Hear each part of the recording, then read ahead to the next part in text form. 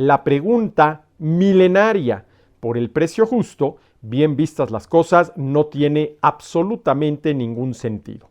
Pero vamos a suponer que alguien insiste en que demos una definición del precio justo, o si quieren ustedes, del precio justo entre comillas. Para que usted se vuelva a sentir en las mejores condiciones de su vida. En estas breves lecciones de economía estamos viendo lo que es el mercado, que no es otra cosa más que la relación de intercambio entre compradores y vendedores, cuyo resultado es un bien común, porque cada una de las partes valora más lo que recibe que lo que da a cambio, de tal manera que después del intercambio las dos partes están mejor de lo que estaban antes de haberlo realizado.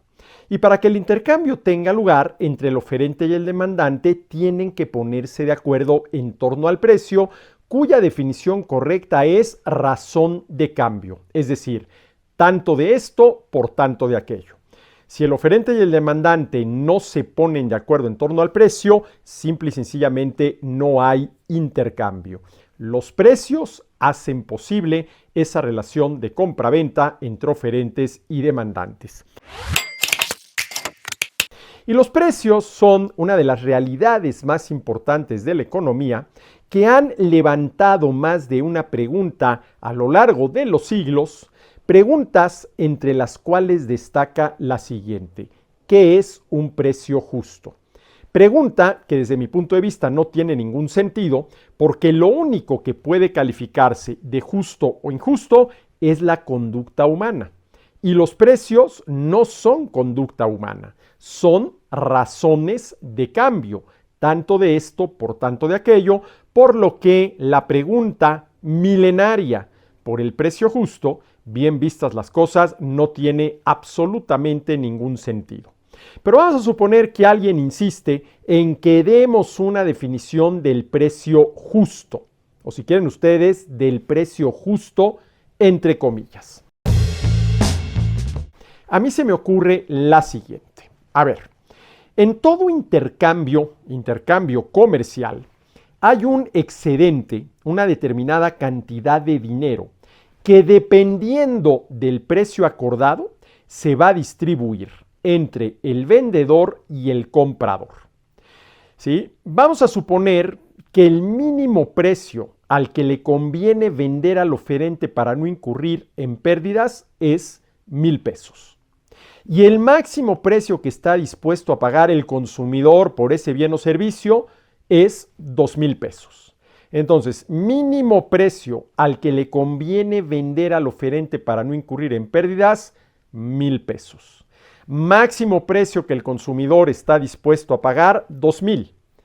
Ahí existe una banda de fluctuación del precio, así la llamo yo, que oscila entre un mínimo de 1,000 y un máximo de 2,000.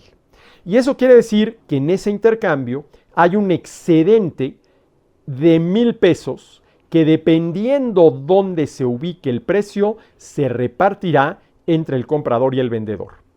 ¿Y cómo se calcula el excedente? Es la diferencia entre el máximo precio que el comprador está dispuesto a pagar y el mínimo precio al que le conviene vender al oferente para no incurrir en pérdidas. En este caso, 2,000, máximo precio que está dispuesto a pagar el comprador, menos 1,000, mínimo precio que está dispuesto a recibir el oferente para no incurrir en pérdidas. 2,000 menos 1,000, 1,000. Ese es el excedente que se va a repartir entre el comprador y el vendedor dependiendo de dónde se ubique el precio. Ahora vamos a suponer que alguien escucha esto que estoy diciendo y dice: no, ya tenemos los elementos para definir al precio justo. Y defino al precio justo como aquel que distribuye de manera igualitaria el excedente entre el comprador y el vendedor. Para lo cual, en el caso que estoy señalando, el precio tendría que ser 1,500 pesos. A ver, si el precio es 1,500 pesos, ¿sí? Del excedente de 1,000 pesos, 500 van a dar al bolsillo del vendedor. Estaba dispuesto ¿sí?, a no vender por abajo de los 1,000 pesos para no incurrir en pérdidas, vende a 1,500, obtiene un excedente, en este caso del vendedor, de 500 pesos. Y el comprador estaba dispuesto a pagar hasta 2,000 pesos. Paga nada más 1,500, se ahorra, por decirlo de alguna manera, 500 pesos. Ese es el excedente del comprador. Entonces, vamos a promulgar la ley del precio justo, que obliga a todos a realizar cualquier intercambio al precio, ¿sí?, que distribuya, reparta de manera igualitaria el excedente. Y se promulga esa ley y todos estamos obligados a realizar nuestros intercambios comerciales a ese precio. Pero a ver, llego yo a la librería y me dice el librero: no sé si usted se enteró de que ya se promulgó la ley del precio justo, que nos obliga a usted y a mí a realizar esta transacción al precio justo, que es el que distribuye igualitariamente el excedente entre usted y yo. Pero lo primero que tenemos que hacer es calcular ese excedente, para la cual yo, librero, necesito que usted, comprador, me diga cuál es el máximo precio que está dispuesto a pagar por este libro que se quiere llevar. A ver, suponiendo que yo sepa cuál es el máximo precio que estoy dispuesto a pagar por ese libro, ¿se lo voy a decir al librero? ¿Se lo voy a decir al vendedor? Jamás, nunca. Y vamos a suponer, sí, la situación contraria. Llego yo a la librería y le digo al librero: no sé si ya se enteró usted que se promulgó la ley del precio justo, que nos obliga a usted y a mí a realizar esta transacción al precio justo, que es el que divide de manera igualitaria el excedente entre usted y yo. Pero lo primero que necesitamos es calcular ese excedente, para lo cual necesito que por favor usted me diga cuál es el mínimo precio al que está dispuesto a vender para no incurrir en pérdidas. El librero, el vendedor, me lo va a decir jamás. Y esto tiene que ver con esto que se conoce como la asimetría de la información. El comprador sabe cuál es el máximo precio que está dispuesto a pagar, pero esa información que le sería de mucha utilidad al vendedor, el vendedor no la sabe. Y el vendedor sabe cuál es el mínimo precio al que le conviene vender para no incurrir en pérdidas, información que le sería muy útil al comprador, pero que no sabe.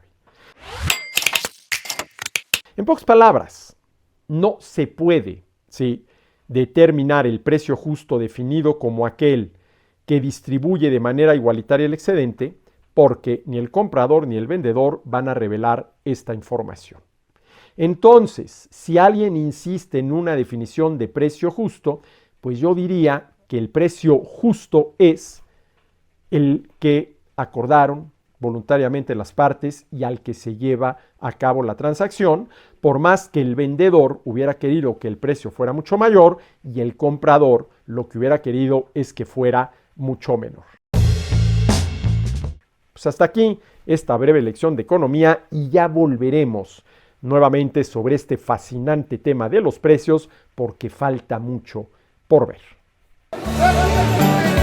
Para que usted se